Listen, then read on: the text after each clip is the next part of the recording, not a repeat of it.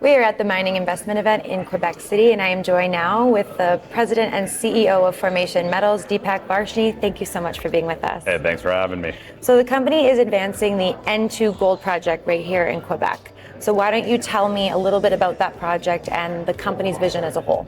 Absolutely. So we have a project 20 kilometers away from the town of Matagami, and it checks off every box logistically, which is why we love it, because I think when you look for a project, you try to find something that's not stranded, right? I think often you find these amazing projects, but they're in the middle of nowhere, they can never be developed. I think mineability is something that's so key as an investor to look at and assess when you're looking at a project. And this is an asset with no lakes, no fish, nobody wants to come fishing, no deer, nobody goes hunting.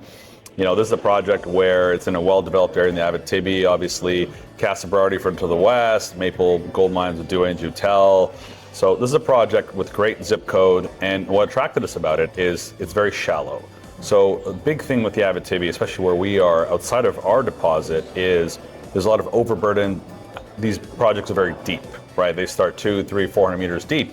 We start 30 feet deep. So I'm not advising anyone to do this, but you can grab a backhoe, you can dig to the gold, right? And that's unique. It's unique about what we are, so. Yeah, that is unique. And you just expanded your drill program to 75,000 meters. That's it.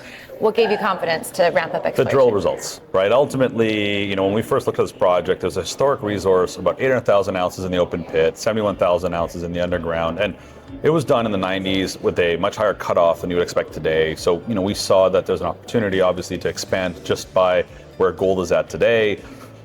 But what we noticed was it looked as if the continuity, which may have been, you know, it was not as good as what we've been finding ourselves. You know, we looked at it and said, okay, we disagree. We think that, you know, and we found this, they weren't sampling as we are today. We sample everything. We sample top to bottom.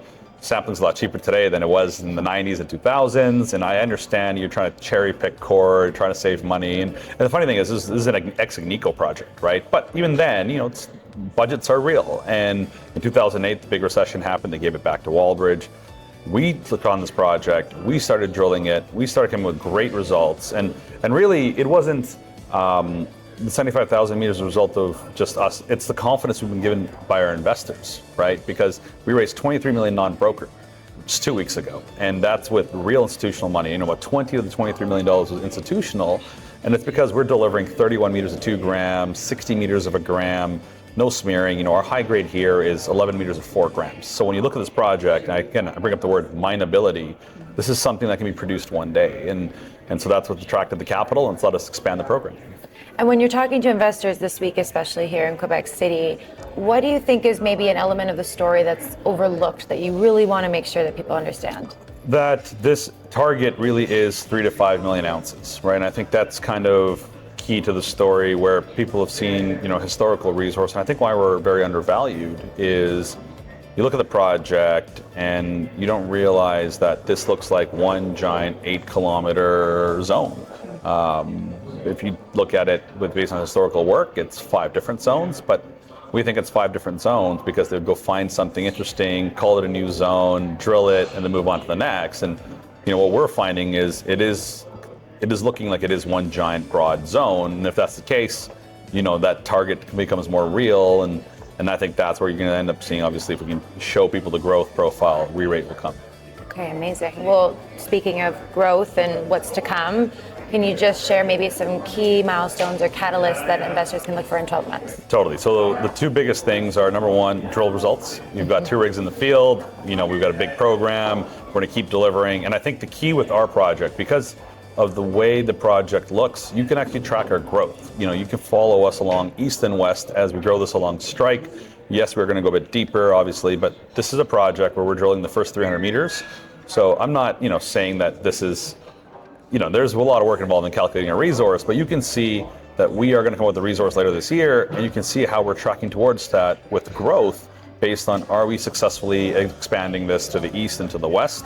You can see it's just a straight line. It's an 8-kilometer zone, you know, 50 meters wide at surface. You see, this is what the footprint of the deposit looks like. And, you know, end of the day, the biggest catalyst is going to be MRE, right? And what we'd like to do is, this is 8 kilometers in the main veins, 8 kilometers of strike.